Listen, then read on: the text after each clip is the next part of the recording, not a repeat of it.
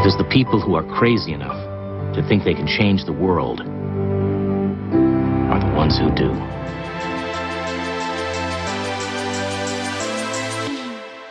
Welcome to Successful Dropout. This podcast is for the outliers, the innovators, the rebels, those that dare to dream and act on their dreams. I'm your host, Kylan Ginger.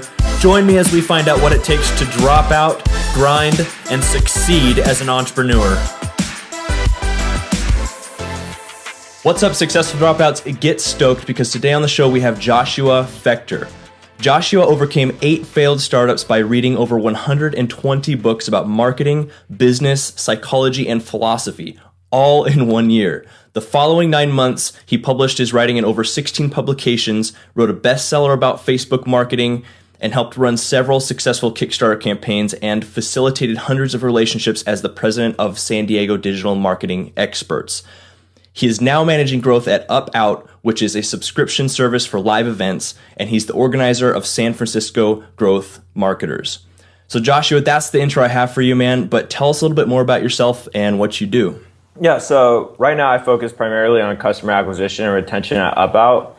That means everything from paid advertising to email marketing to writing copy to establishing partnerships and also scaling. Because we're a hyper-local company, similar to like Airbnb and Uber, obviously not as big as those companies, but we are in 5 cities and we are expanding, that I have to ensure that we can scale without running into tons and tons of problems that come with that, such as, let's say you have email marketing software they're using and you have 5 million emails, and all of a sudden you realize that that email marketing software is not as good as what you need for a company that's going to be in 10 cities. So now you have to transfer over 5 million emails over to another email marketing software platform. So how do you prepare for those problems ahead of time that people can't really foresee, but can take, maybe 6 months of work? So it's preparing companies to scale quickly so they don't run into, those simple problems. And that's just one case, but there's tons of them. And then I also, I run San Francisco Growth Marketers, and we hold a weekly meetup, and we average about, I would say, 70 to 100 attendees every week. And we get pretty big names in, such as like Sam Parr, who runs The Hustle, Dennis Yu, who's one of the top 5 Facebook ad experts in the world, and other people on their level. And part of the reason I'm able to do that is because I've been working in marketing for so long. So some of these connections I've been nurturing for over a year. And it's definitely helped. People are like, how do you get these people to come speak at your meetup? I'm like, well, I've been working on this connection for over a year. That's how. Yeah. So I see your job description at Up Out is just, it says growth expert. Is that pretty common with companies like that? Or is that something you just came in and said, here's what I can do for you? That's a great question. So, one of the things that I notice is that if you put yourself in a limited title, such as sales rep, you'll only concentrate on sales. But if you put yourself under the title of growth expert, you're going to find any way you can to grow a company. And there's a lot more responsibility with that title, but at the same time, you're offered far more creativity and you think in those terms. So the idea is just not to put yourself under a limited title. So yeah, I would say, my original title was actually growth manager, and I thought that was a little bit limiting because that means I have to think about managing employees. And I was like, I want to think about, any way that I can grow this company in the best way possible, in the ways I'm more passionate about. And so typically, is this the first company that you've really done this at, or did you do something before? Yeah, so before this company, I worked at a Facebook marketing software company. It was a young company, about 10 employees, but we were doing some of the most cutting edge things with Facebook.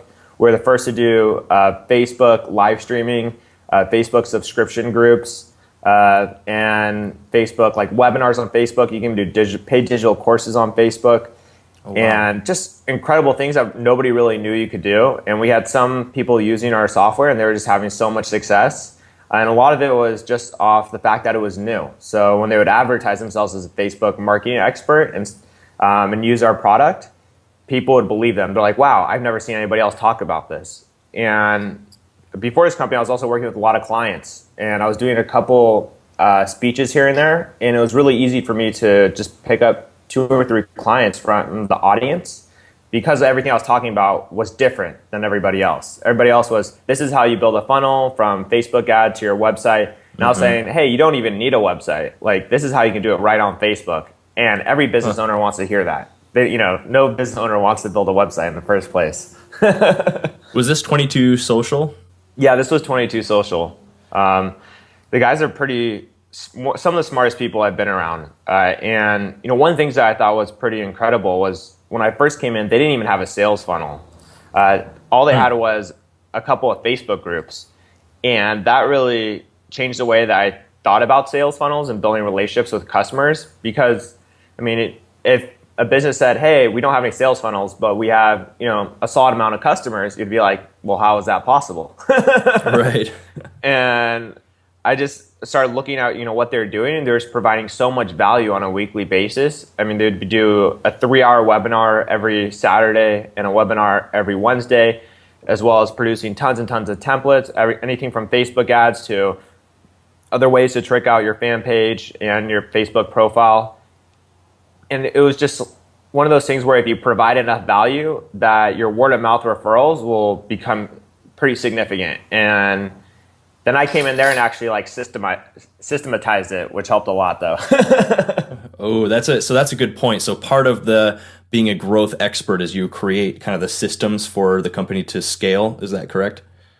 Yeah, you have to be able to create the systems. And some of these systems are very complex. Like they may be 2-month-long systems regarding you should post content on this day. This is when you send out this email. And the good news though is once you finish it is that you have that in your drive folder for whatever company you work for, whatever client you work for, and you never have to really think about it again. So, right. But you also have to want to create such a system. But it gives you so much leverage when you're trying to, get new business or get new clients. So how long are you typically at these companies then? Is it kind of a long-term deal? Are you there for 6 or 7 months before you leave again? So it's usually about 8 to 12 months. And it depends on the company. So for something that's hyper-local, it's harder to scale than a software company. Software companies are far easier. Hyper-local, you have to deal with a lot of variables that stem from culture. So the way we do marketing in New York is far different than the way we do marketing in San Francisco. And the same language doesn't transfer across cities. Some of it does, which is the reason why I like hyper-local marketing. But some of it doesn't, and you still have to figure out problems along the way. Okay. So when you come in as a growth expert, what are kind of the benchmarks that you say, okay, once we hit these, then I'm leaving? Is it like one of those things, or could you potentially be there long term? So I could potentially be there long term. At the same time, it depends on how much I'm learning, whether I really enjoy working with the people that I'm with, and I think that's usually a big factor. And also, what better opportunities are coming my way. So one of the things that I've always been very passionate about is education. So I know we were talking about this a little bit before, and I'm starting a new job on Monday at a company called GrowthX, and they're building out an education system that's hyper-local, and it's meant to basically give people specific skills for their job. So rather than give you a general education, it's like, hey, you need to become an expert in Excel. We're going to help you do that. And they also have invested in 150 portfolio companies. So they're just plugging in these people who come out of the program and they think are a good fit for their companies. So I'm really excited about that. The price is pretty high though for most of their training programs. I think it's around $15,000.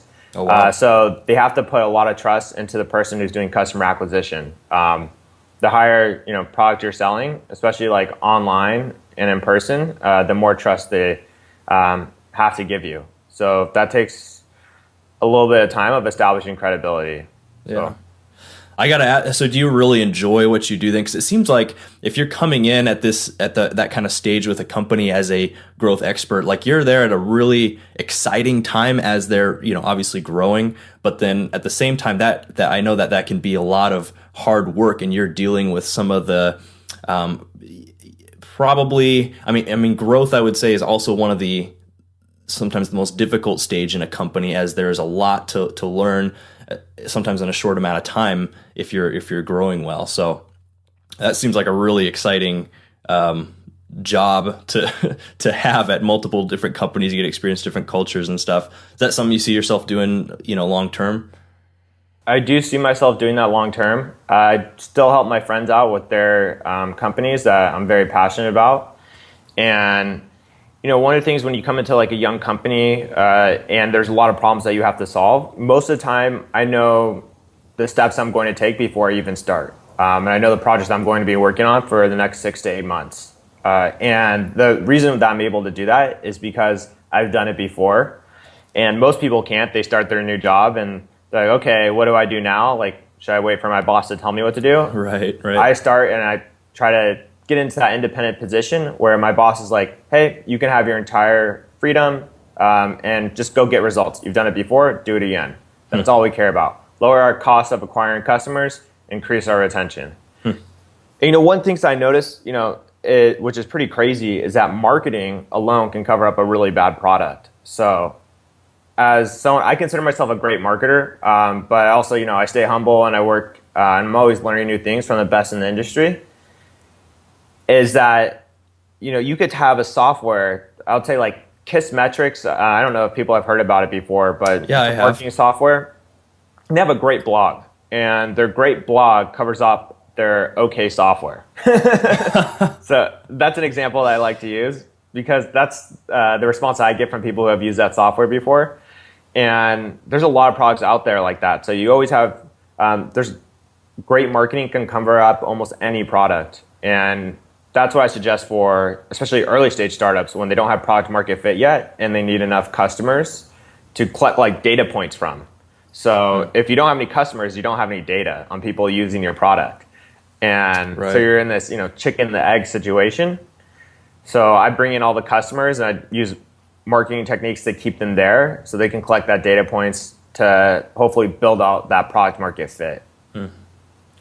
So Joshua, here at Successful Dropout, we help people if they feel called to drop out, grind, and succeed as entrepreneurs. And the first step there is the scary decision on whether or not to leave school. So I'd love to switch gears here and have you tell us the story of why you dropped out and just kind of that whole journey. Yeah, no problem. So this, the decision, I want to say it was easy. And I would say partially true, but also there's a lot of variables that came into play. And one of the big things that motivated me was I read a blog post written by one of my friends. And I was like, and it was such a great blog post. And I was like, wow, you can create pretty incredible content online and reach people through it. And I was like, why can't I just do this now, and spend my time doing that? And it sounds so simple, but yeah, it was just this big aha moment to me. So I created a blog and I was working on this blog for about 30 days. And then I started a new semester and I was studying finance at the time. And on the first day of a new semester, I went to my class and I just felt horrible just like listening to this stuff that I wasn't passionate about. And I was like, wow, I was just producing value for people over the last 30 days. That felt really cool. And now I'm here learning something that I'm not even interested in. Right. So on that day, I went to the admissions office and I decided to drop out of school and pursue my blog full time and see what would come out of it. And I didn't have that much money. I was living in a house with like 8 other people and actually in the garage too. So I was actually saving money. It was probably like $350 a month for rent. So not too bad. And when I started pursuing this blog, I was like, okay, what's a way to get more traffic? Maybe if I recruited writers, maybe if I, partnered with some people and maybe some of my friends as well. So I convinced some of my friends to join me and we recruited about 150 writers over the next year. We put out tons and tons of content, like hundreds and hundreds of articles. We just couldn't figure out how to monetize. So at the end of the day, the company did fail, but it was like one of those things where my learning curve really like jumped exponentially. And I learned all these things that take people years to learn, which I felt really grateful for at the end. Wow, 150 writers. Were these all friends or did you hire out eventually something or? So what we did is we used Facebook Graph to find people who are interested in writing. So we said people who like blogging, like writing, or maybe are journalists at their school. And when you have a group of 5 people, you can almost reach 100,000 people through Facebook Graph, which is pretty incredible. And 100,000 people who are interested in just writing alone. So we had templates that we reached out to them with. And this was back when Facebook made it easier to message people. Right. So now you can't do it. It doesn't go to their primary inbox. But before it did. And we took advantage of that. And I think it was just within the first 3 months, we recruited 150 writers. And then from there, we were pretty solid. The issue was editing and making sure the content was great. We didn't have a background in doing that, so we were just learning on the fly and pretending like we were the authority because we're telling these writers, what to do and edit their content. So during this time, like, okay, how do you produce really great content? And I'm reading all these blog posts and whatnot. It was pretty funny. So was the blog generating any kind of revenue at this point? How did you pay the writers? So most of the writers worked for free. We paid 4 of the writers who produced about, so you have, the 80-20 rule, Pareto principle. In this case, it was almost like the 95-5 rule. So you have some writers that really love it and just want a platform to write on. And those were our best writers, and we paid them. And we paid them per an article. And they weren't making like that good of money at all, especially if they're sending maybe 3 articles to us a week. But they were in college, and it was a way to get their voice heard, and I think they were very excited about that, especially because we didn't have restrictions in place. I would say, the restrictions were very low concerning the type of content that we want to publish. We were very similar to Elite Daily, and if anybody's read Elite Daily's content, they know that they publish pretty low-level content. So we were pumping out a lot of that type of content, with the hopes of eventually publishing better content. Right. And were you getting much readership at all? Yeah, so I think at our highest point, we were averaging about 24,000 views a day. Oh, wow. And part of the reason was we also did a lot of growth hacking with SEO. So what we noticed is that if we had each writer create their own WordPress profile and connect it to our website, that it helped with our SEO tremendously.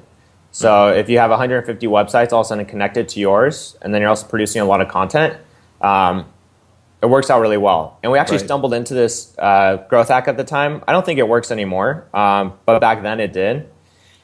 And it was just funny because we didn't even intend for that to happen. We just started wondering, all of a sudden we're like, where is all this traffic coming from? And then we dove into it and we're like, oh wow, our SEO ranking's really good. I think our Alexa ranking was close to 100K, which was, it's just dropping every day. So for Alexa ranking, it basically tells you how good your website is in terms of SEO. Okay. And I was like, wow, this is pretty remarkable. And the hard part was just figuring out how to monetize that. So we used a lot of affiliate ads. At the same time, it was hard because we didn't have a particular demographic that we were going after. We didn't really understand how to create a customer avatar, how to create actual funnels and sell people things. So that was a whole different ballgame. We were just trying to understand how to produce content on a large scale and how to produce better content as well. And none of us had any website developing experience, so I was learning all that stuff from scratch. Oh, wow. Which was... Yeah.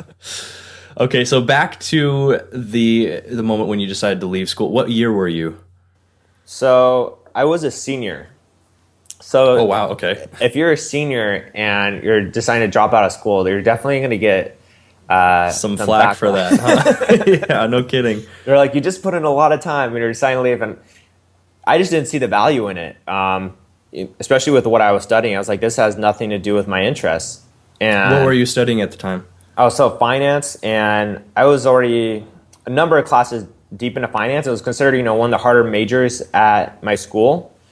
So, and I had a number of friends also in the major, and they were looking at me. They're like, "What is this kid doing?" And I was so passionate about starting this blog and producing content that I completely ignored everybody, and I tried to make them seem crazy. That was sort of my workaround. Was they're like, "What are you doing?" I'm like, "You guys are crazy for staying in school. Like, look at me. Like, look what I'm doing." And they're like, trying to.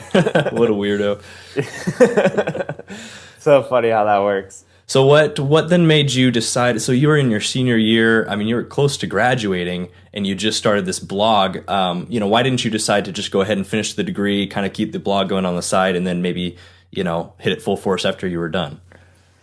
I would say, one of the big things I've noticed about myself and other entrepreneurs is that if they're not passionate in something and they find something that they're passionate in, they can't just pick both. They have to pick the one that they're passionate in and invest all their time into it, because they feel that like pull to it when they're doing the more menial work. So if I'm in class and all I'm thinking about is my blog, it's not going to help me succeed in class. So it's either one or the other. And yeah. How did your friends and family react? You already kind of talked about your friends, but maybe more so your family when you told them your decision. So they thought I was just very stubborn. I think they used that word maybe like 100 times over. And yeah. I just said, hey, you know what? We'll see what happens. And I always said that the worst thing that can happen is that the company fails and that people will really love what I did, and I'll get hired and to do a pretty cool job afterwards, because people will be like, wow, like you actually worked on a pretty big time project. Right. And, that's exactly what did happen at the end, which is sort of funny. Yeah. So your plan kind of worked out. Yeah. So I actually started working with some Googlers and like people from like Amazon and all these big companies that I never thought, I'd have a chance to work with them after my startup failed. And it was only because I had that startup under my belt. And I thought that was very interesting, that these are people that I probably wouldn't have worked with for another, couple of years at least. Unless I had went to, Stanford and did really well at Stanford, majored in computer science and mathematics, and then worked with them. But I took the, complete opposite route. I went to a school that's pretty off the radar and then just did a huge project. And that's what opened the door for me. Did you ever think after you left that you might come back? Was that ever a backup plan? Come back and finish your degree? That was never in my train of thought. In fact, I just convinced other people as much as possible to drop out of school and to not pursue their MBA. I was like, look what happened to me. I was like, you guys can do the exact same thing. And I had no budget when I was, building this website. And we were working right out of where I was living, and just off coffee. That's what the joke was around my startup was like, hey guys, I can't really give you much, but we got great coffee. Like that's, and yeah, it's funny how that happens. And I definitely learned a lot of things about management at an early age, which were very painful, such as you have equity in your company, and when you're giving it out, it's best to not be frugal with it, because a successful company matters a lot more than not even achieving that success in the first place. So to get someone who's valuable on your team to stay with you for that entire year, is just give a little bit more equity. It's not a big deal. Like at the end of the day, if you're in business to make money, or I think you're probably in the wrong type of business. Like you should be in it because you really love doing it, and that you can wake up early and you're excited about it. That when you talk to whoever you're in a relationship with, that you tend to bring it up even when they don't want to hear it. Yeah. So, yeah. Did you have any fears dropping out? If so, how did you manage them? So I would say that my biggest fear was I was going to run out of money very quickly. And that was the case. Yeah. So, in order to make up for that, I just became far more frugal. I spent maybe $100 on food a month, and it was just eating like ramen and oatmeal and coffee. And I did that for about a year, while just trying to produce as much content as possible. My rent was already pretty cheap. So I did, I think around 6 months in, go into a little bit of debt. And then my dad felt pretty bad for me, and he helped me out. So that was really nice of him. And then he helped me, push that dream forward for another 6 months. Right. So were your parents did they eventually get pretty supportive then? I would say when they realized that they didn't have any power over influencing me, they became more supportive. And then they try to act like they're supportive from the beginning. Okay. Which is what they'll do. They're like, okay, we can't influence him, but let's just pretend like we didn't tell him that you should stay in school or any of that stuff. But my mom always wanted me to become a lawyer, so she was always pushing that route. She's like, Josh, stay in school, like become a lawyer. You're so good at arguing. And I'm like, you don't tell people just because they're good at arguing that they should become a lawyer. That's, right, you know. Right. And it's funny, my mom has always owned her own business. She has, I think, the second oldest yoga studio in San Diego. And San Diego's, in the United States, like the mecca for yoga. Yeah, no kidding. Along with LA. So that was pretty cool. So when I started having a little bit more success, then she came in and was like, Josh, you know what? You're just like me. You needed to be more independent and own your own business one day. Oh, man. For anybody listening who's not experiencing kind of the same support for their parents, would you have any advice for them on how to approach this with parents? Yeah, so I would say the chances are that your parents are going to disagree with you and continue to disagree with you. The idea is that you just have to prove them wrong and prove that you're independent of them. So if they're giving you money or if they have any leverage with like your lifestyle, they will feel like you have to listen to them. Right. And that becomes an issue. So you have to wean yourself away from like become more independent as fast as possible. And it can be very hard, especially if you're trying to run a startup. And if your parents are like, we're not going to give you any money if you drop out of school, or we're not going to do this.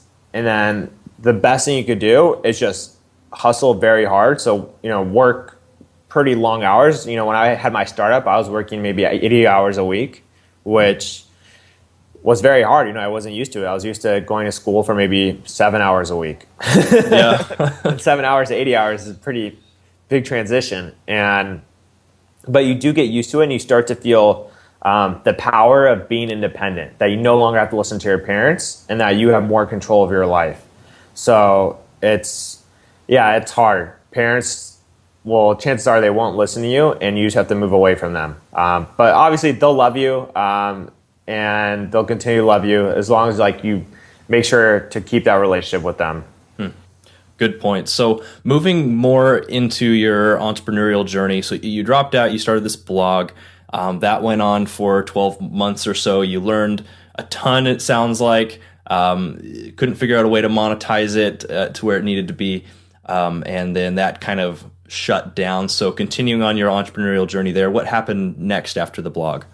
So next I moved to Silicon Valley and I was recruited to work in a startup with about 6 other people. It was a mobile app startup similar to, it's called Tinder for Jobs. And the app was actually called Enjoyment, but that was the theme, Tinder for Jobs. So you swipe right and you can apply to a job. And the mobile app space was pretty big at the time, especially everybody was diving into consumer apps. And I was like, wow, these people have, they have great brand names behind them. They worked at some of the best companies. And then I quickly learned that most of those things don't matter. It's, what have you accomplished before? So when I started working with this team, my expectations were really high. And then I realized I knew just as much as them and probably even more with marketing and business development, that they're just making up as they're going along. And that it comes down to, experience and the project that you've worked on. And that's how you trust people. You don't trust them by that brand name behind them, such as Google or Amazon.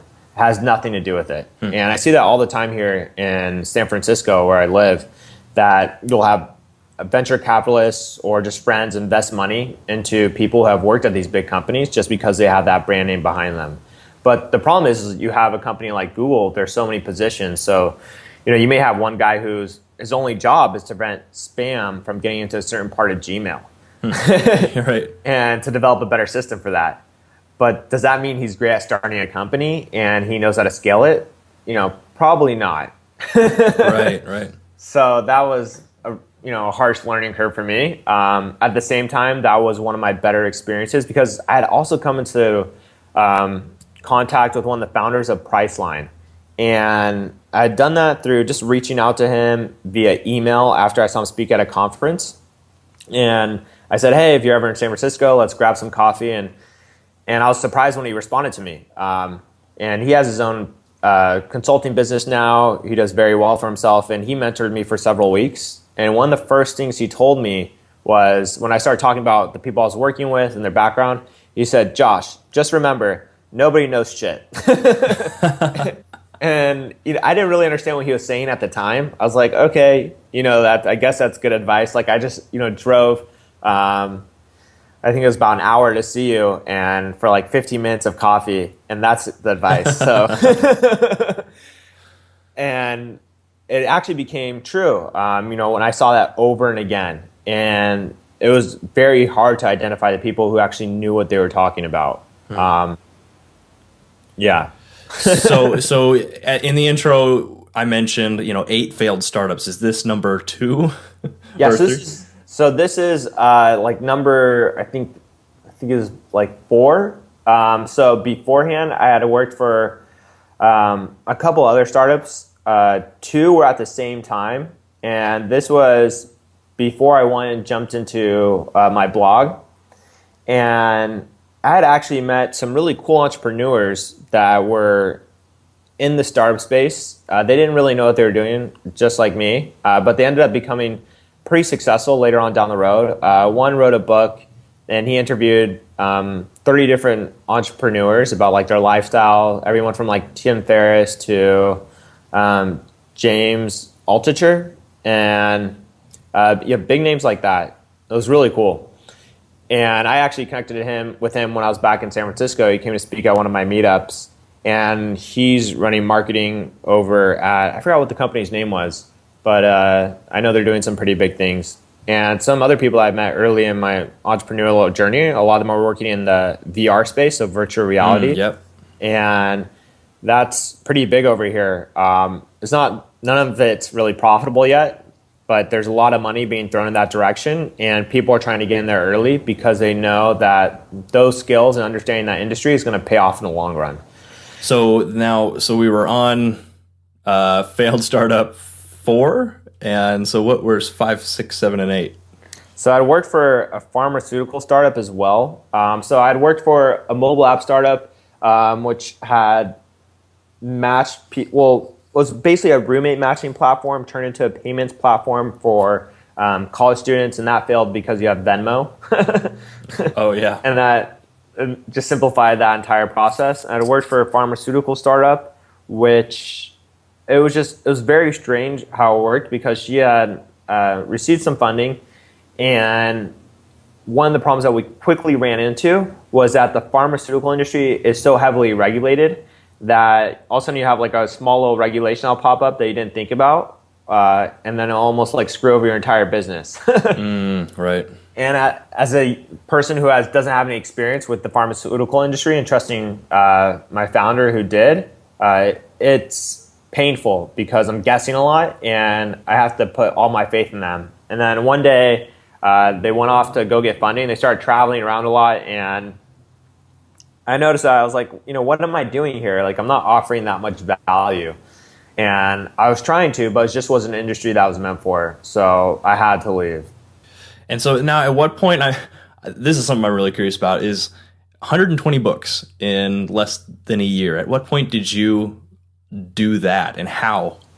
So when I was working in Silicon Valley for that Tinder's for Job startup, I would say a little upset regarding, my failures in the past and not being able to put everything together. So I said, why don't I just learn from the experts and see what they did? So in the first book I read was How to Win Friends and Influence People. And I was like, wow, there are great books out here.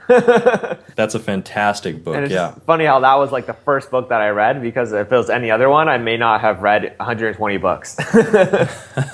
And so I read that book, and all of a sudden I was like, okay, I have to invest more time into this. And I'm working full time right now, and I have a couple other things on my plate. So, how can I basically read about 3 hours a day? So I would just wake up really early. I woke up around 5 every day for about a year, and I would read for an hour and a half, go to the gym, go to work, and then after work I would write for about an hour and then read until I fell asleep. And that was probably the best decision I've ever made, was to read all those books. It helped me tremendously with my writing. It helped me tremendously with just marketing myself and personal branding. When people talk about me, that's one of the things they introduce me as. They're like, And he also read 120 books in a year, and it helps a lot. No kidding. And the idea is not so much that, my original goal is actually 50, which is sort of funny. Oh, wow. And I blew past 50 really quick. But there were definitely a number of books that I regret reading. It wasn't all gravy. Some of them were pretty bad. And you start to realize that there is a lot of crap on Amazon. And that game is pretty rigged, so people can get reviews, just outsource it.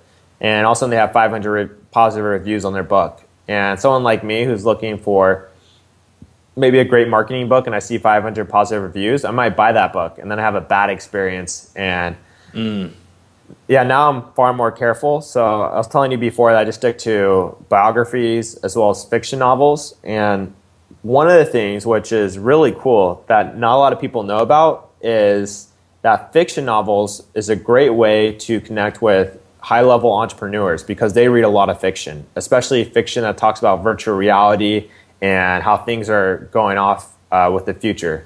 So I know there's a book called Snow Crash, which is pretty popular among them. And that's one of the things I always bring up whenever I'm talking to a venture capitalist because I know that they've read that book. And it's a fiction book. Yeah, I think actually one of our guests has mentioned that book. I can't recall who, but it's familiar, absolutely. And it's a little secret that I think more people should take advantage of because they want to know that you're passionate about a subject, that you're thinking more into the future. And when you're saying that, oh yeah, I'm reading fiction, like these are some of the authors, are like, oh wow, me too. And they get excited about that stuff. And it doesn't feel like they're talking about business anymore. And they're always talking about business. So after reading the books, then what was the next step? The next step was writing about my experiences. So one of the things that I realized was that I had a lot of failures, but people could learn from these failures as I was learning, and they could learn about what I was doing to deal with them. So I started publishing my writing and publishing my story of going through lots of failed startups. And then I came across, and right actually before I started publishing my writing, I came into this really hard period, which was I was trying to find a job, and I had been on a lot of startups that failed, and nobody wanted to hire me. And I was like, oh gosh, I mean, I was traveling across California, and I traveled to San Francisco as well to first couple of interviews, and it was very difficult because traveling from San Diego to San Francisco, it costs a bit of money, especially if you're just doing it for a couple of interviews. Mm-hmm. And I realized I was running out of money quickly, and I had to really step up my game. So I started walking into companies without even applying online. And what I noticed is that if I walked into a company, they would always sat me down for an interview. They never denied me. Really? And I thought that was one of the most incredible things I had learned about like the job interview process, that you should stand out. And so you'd think that's the reason, is just because you were kind of an anomaly? Exactly. They were looking for somebody who could get things done. If you're willing to walk into a business and say, hey, I'm not going to put my resume with those 1,000 other resumes. I'm here, interview me now. They respect that. And I thought that was very cool. So and I went through a lot of interviews, probably close to 40 interviews where people didn't want to hire me because not necessarily that I had worked for failed startups, but it seemed like I was a job hopper. And me trying to explain to them, I'm like, I'm not a job hopper. These things just failed. It makes it sound even worse. Right. I guess because you're young, and yeah, you've got quite the history of working, from place to place. So yeah, and it was just very strange to me. And it was, they couldn't really grasp my story. And I'm like, oh, if only you knew how much, work I've been putting into everything. And at some points, I felt like I was applying for jobs that I was completely overqualified for, just because I was trying to land a job. And then I had met a couple entrepreneurs who had started this Facebook marketing software company. And I was talking to them about the future of technology, and they were looking for someone who could really take their software company to the next level, that understood digital marketing very far in depth. And they had always been entrepreneurs. So I think one of the founders had dropped out of college, and the other had been an entrepreneur since he had left college. So when they started listening to my story, they got it immediately. And Right. it was so cool because, I mean, after going through so many rejections, and also I'm talking to somebody and they understand my story, and they're like, you know what, like, we really like you, we're going to give you a shot. And I was like, is this really happening? And I was so excited about that, and it was like, their office was one of the best locations too. I oversaw all of Petco Park. I mean, just beautiful. And I was like, sort of like a dream come true. Like, even though I got rejected from these 40 places, I still land the most awesome job out of all of them. And over the next year, I helped build their sales funnels. And that's when I started publishing a lot of my writing and talking about, that story of failure, but also, how if you push hard enough, you get some major successes along the way. And and things have started changing very quickly after that. And these people, because they understood me on a genuine level, they made for great team members, and we worked very hard, and we loved everything that we were doing. And after that experience, I realized, the value of team, the value of being able to, work on a Saturday or a Sunday and love every moment of it just because of the people you're working with. Right. And if you don't have that at your company, then you're losing out on a lot. And when I go to companies and I don't see that type of culture in place, I know that the culture can be better. So talking about these failed startups and stuff, I mean, you've obviously had some times where, were probably pretty difficult. So tell us about what you would consider to be your worst entrepreneurial moment. So I would say it was when I was interviewing and I was getting rejected over and again, that I was talking to my mom and I started like freaking out because I thought I was having a breakdown. And I was asking her, I was like, Mom, I think I'm having like, a stressful breakdown right now. Panic am I attack having a stressful, breakdown? And, if you're saying that, like, am I having it? Like, you are having it. It's a good point. And she's like, Josh, it's, going to be okay. Like, saying all that good stuff that moms say. And at that point, that was when everything started to change, and I started, actually walking into companies and demanding what I wanted. And that really helped me out a lot. So being very clear with my value proposition and saying, hey, you know what? I'm not going to wait for them to make a decision. I'm just going to step up my game more. So it's this idea of, you have your internal locus of control, which is you view yourself as responsible for what happens in your life. Or you can, you have your external locus of control where you can blame it on everybody else. So thank God I decided to focus more on what I could do. Yep. And that helped me stand out tremendously. And now when I've done hiring, like recently, or let's say I'm looking for interns, whatever it may be, I look for people who stand out just like I did and are willing to go to the extra effort to get my attention. Because they can do that for me, then they can do that for the people that I want to get in contact with, the established partnerships, the people that I want to guest post on, a company's blog, whatever it may be. Right. It's pretty cool. What would you consider to be an aha moment of your entrepreneurial journey, and like a moment where something just clicked and you were like, I get it now? So I would say, one of the biggest things was understanding the value of like patience and not working extremely hard. And what I'll mean by this is I used to work like 80 hours a week constantly. And then what I noticed is because I felt like I had more time to get things done, that I wouldn't find more efficient ways to do them. And as soon as I started putting more time into just walking and thinking about things and maybe like doing a little bit of meditating and exercise, and I had less time to work, I came up with more efficient ways to get things done that would normally take me maybe 3 times as long. And I thought that was a big aha moment, and I find it so important for what I do, as well as bringing more value for what I can give to a company, saying, hey, you have this in place. Well, I can get that done in a quarter of the time, and I'll put that automation process and give you that. So that really helped me out a lot. And companies are always looking to automate things and make things easier. And you just have to put yourself in the position where you have to make it easier. Right. So basically learning how to be more efficient, get more done in a shorter period of time, and be almost less busy is what you're saying. Correct. And I refer to it as becoming a lazy marketer. That's one of the phrases that I use. And I say lazy marketers are the best marketers because they're always looking for ways to get, the same amount done just in less time.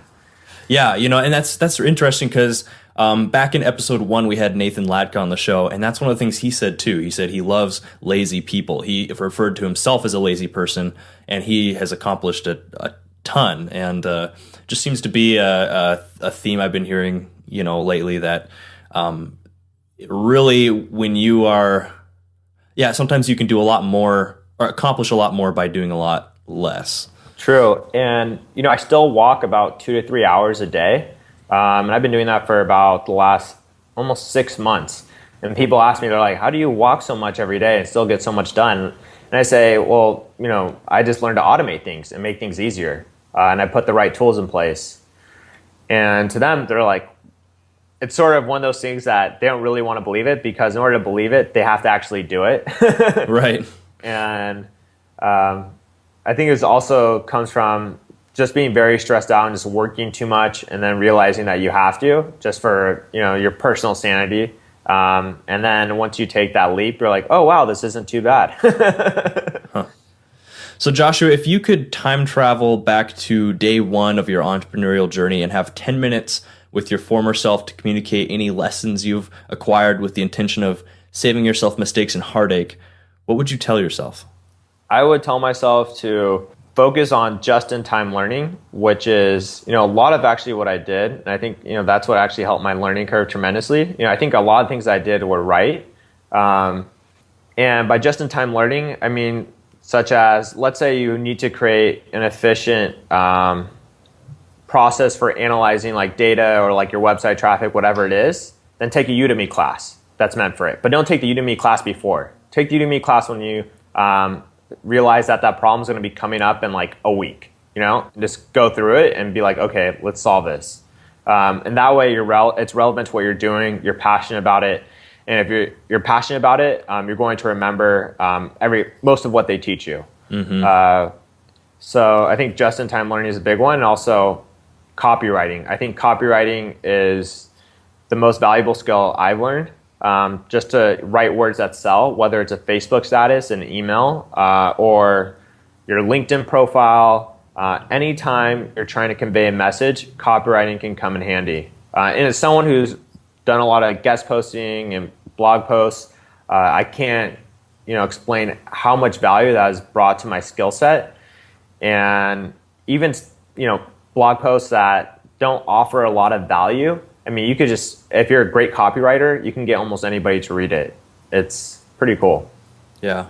And talking a little bit more about just-in-time learning, you and I were talking before the show started about how education has changed, and how, when you are in college studying for a degree, say, you're learning a lot of stuff that is, it's a lot of fluff. It's a lot that doesn't really apply to maybe what you're actually going to be doing in the real world. And of course, I'm speaking if you are planning to be an entrepreneur, do what you did.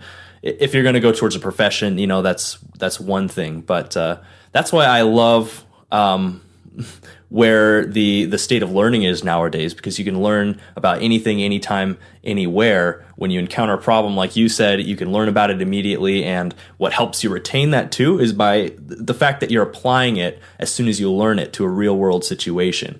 By applying it, you retain that better. And so that's a great point. So Josh, what is a personal habit that you believe contributes to your success? A personal habit is walking every day for, I would say, if you take an hour out of your day to walk, it's very similar to meditation. And I would say 60% of my great ideas come from just walking.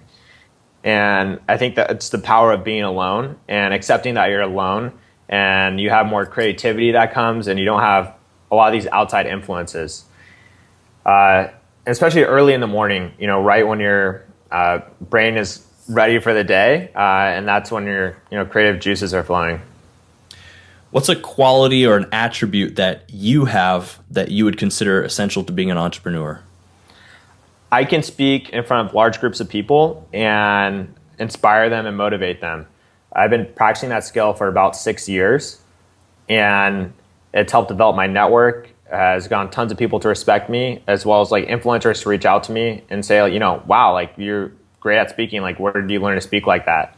That has been something that is very invaluable. And, one of the reasons, just really quickly, is that someone once told me that if you care more about the audience than yourself, you'll become a great speaker. And that is the only strategy I use. That's a great point. So I know you have an answer to this question. What business book would you recommend to us and why? So Ryan Holiday's Trust Me, I'm Lying. Ooh, yeah. It's a great book. And one of the reasons why I love that book is because I was involved in the media industry for a while with my lifestyle publication and just doing a lot of guest posts. And I had noticed this trend of so much BS content being published online, and how to weed your way through it, how to leverage it is important. But also, whether you should be involved in that industry in the first place and all the negative connotation and morality behind it. So I think that's very important for anybody to understand if they're going to be creating content online.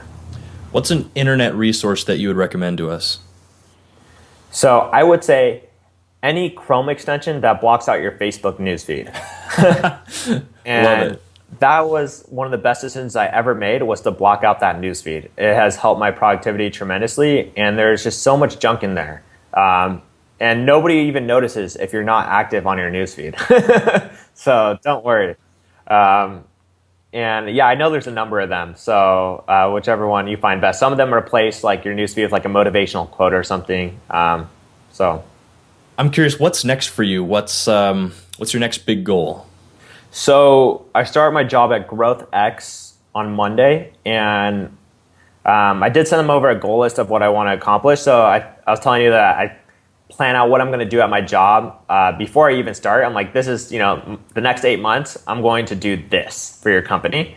And a couple ideas I had was 2 Kickstarter campaigns, generating over $50,000 from holding marketing conferences, building a scalable model so they can go from city to city, and also scalable model regarding not just like analytics, but also email marketing, paid advertising, and generating an email list of over, I think it was like 90K within the next year, along with creating like a hyper-local community that responds to not just online content, but events.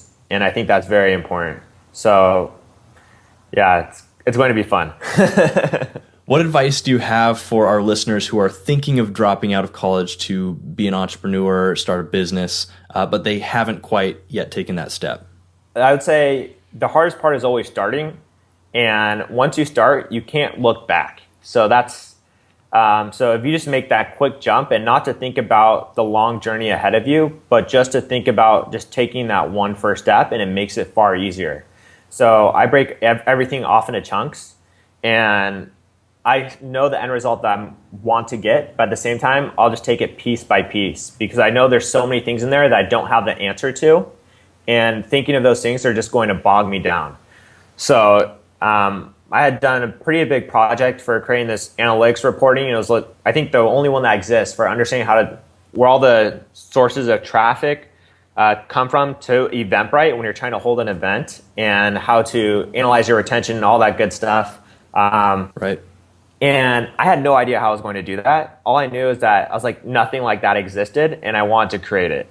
And along the way, I found the answers. But the important part was starting. So it's just get your feet wet, and then it'll flow from there. What advice do you have for any of our listeners who have already dropped out and who are already on their entrepreneurial journey? I would say one of the best things I've ever done was take advantage of Facebook and its ability to reach out to people. In the early days, and this is a pretty cool tactic, I would just find Facebook groups that were meant for influencers, and usually they're around big time conferences that are $1,000 ticket, and that way you know that there's more influencer level people in those Facebook groups. And I would send a friend request to all of them, and 1 out of 15 would maybe add me back. And then that's an immediate way to get in contact with them, though. That 1 out of 15, if you do it often enough, can help develop a pretty incredible network. And then they may ask you to be like, hey, how do I know you? and you say, you know what, I just wanted to reach out because of X, Y, Z, and just come from, what I can do for them instead of asking them for immediate help.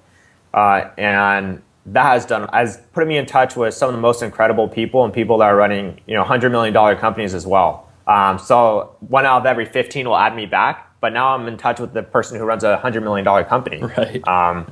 So it's about, even though you're going to get rejected, that's normal. It happens all the time. And if you really think about those rejections, then you're not going to move forward. So I don't even think about them anymore. I still send out tons and tons of emails, and sometimes upwards to 20 emails to get somebody's attention. And yeah, you just have to keep pushing through. Absolutely. Great point. What's the best way that people can connect with you? So I would say via Facebook. So if you find me on Facebook, just add me and shoot me a message saying that you listen to this podcast, and I'll add you back. That'd be the easiest way. If you try to shoot me an email, I have several different emails, so it's a little bit of a pain to be checking all of them, so it's not the best way to contact me. But if you shoot me a friend request via Facebook, I'll add you back. Awesome. And then you have my, that's basically, you can contact me whenever, but take it lightly. It doesn't mean shoot me messages all the time. Successful Dropouts, you've been hanging out with Joshua and Kylan, learning what it takes to drop out, grind, and succeed as an entrepreneur. For everything we talked about today, head over to successfuldropout.com and type Joshua into the search bar, and the show notes will pop right up. And as always, stay hungry, stay foolish. For more information about how to drop out, grind, and succeed, go to successfuldropout.com. I also love questions. If you have a question about anything we talked about today, I want to hear from you. Go to successfuldropout.com and click the Ask Me a Question link at the top of the page.